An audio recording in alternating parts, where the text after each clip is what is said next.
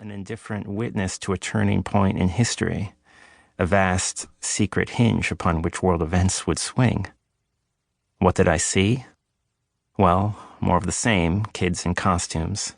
At the front of one room, there was a 15-year-old boy with a sharp chin, golden locks, and a baseball cap, going through a PowerPoint presentation that was a mixture of website statistics and lewd jokes mocking various types of cartoon pornography. These included many fan-drawn images of the boy himself, depicted as a curvaceous pink cartoon cat girl wearing white panties. As the increasingly silly Photoshop drawings slid by, the raucous crowd shouted words of encouragement, gearing up for the late-night techno dance party that would follow. Despite all the adulation, the boy seemed slightly ill at ease. The cap was slung a little too low, as if to disguise his eyes, and he let his friends at the table do most of the talking. This was one of the first meetings of a now infamous online message board, 4chan.org. The boy in the cap was the site's founder, Christopher Moot Poole. In October 2003, quote-unquote, bored and in need of porno, he had programmed 4chan on a whim to trade pictures of anime girls with his friends, but soon discovered thousands and eventually millions of other people wanted to use it. It seems ridiculous to say the site was important, but even more ridiculously, its importance is already documented in the history books. In Alt America, David Newart wrote that the Nazi-worshipping alt-right, quote-unquote, began with 4chan, with, quote, people talking online about Japanese anime, end quote. Few of these books, including Newart's, offer an explanation for how this could have possibly happened, how we got from anime otaku to the anime Nazis of 2016 and onward, how all of this resulted in internet weirdos marching with tiki torches and similar fantasy-themed costumes in Charlottesville in 2017. Of course, the kids in that room weren't Nazis. Far from it, the last thing they wanted to discuss was politics.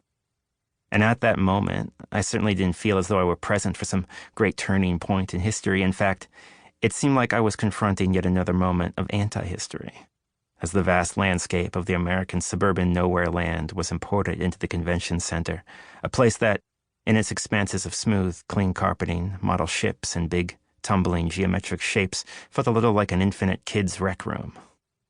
The teens weren't trying to make a mark on the world. They were trying to escape from it by pantomiming discarded scraps of fiction. However, looking back, it all reads like some crazy premonition. As the microphone was passed from rubber dinosaur to trenchcoat mafia kid to sea witch to ask their curly-headed leader questions, the teens/monsters kept debating and joking about things called memes and trolls. In the mid-2000s, these terms were meaningless to anyone outside that room. But later they broke out of it and saturated every inch of the world.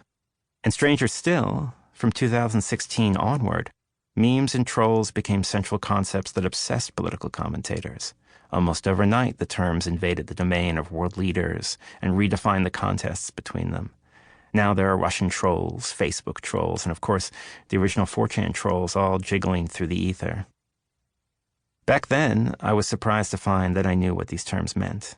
Before I had encountered 4chan at Otakon, the site constantly popped up in my webcomics referral logs, the data that shows where people came from when they visit your site. When 4chan began, it wasn't all that different from other online message boards. It was a place to post content and talk to people on the internet. At the time, it imported a few innovations from Japanese sites which accounted for some of its popularity. It was easy to post images. And following a Japanese custom, it didn't require the user to sign up for an account. Anyone could post under a default name, which eventually became the name of all 4chan users, anonymous. But this hardly explained why it ballooned so rapidly, why almost as soon as it appeared, people began gathering to celebrate it. Each year, the 4chan meeting at Otakon doubled in number until finally, the hordes flowed out of the room and 4chan stopped holding meetings. By 2010, 4chan was one of the most popular websites ever. How did all of this mutate into the alt-right? Into Donald Trump and trolls and memes? To borrow a phrase, what happened? Not just to the election, but to politics, culture, and counterculture, as it was heaped into the garbage fire that was 2016 and onward, as old ideas and norms burned away into a bleak, odd future. The garbage fire, as we now understand it, eternal.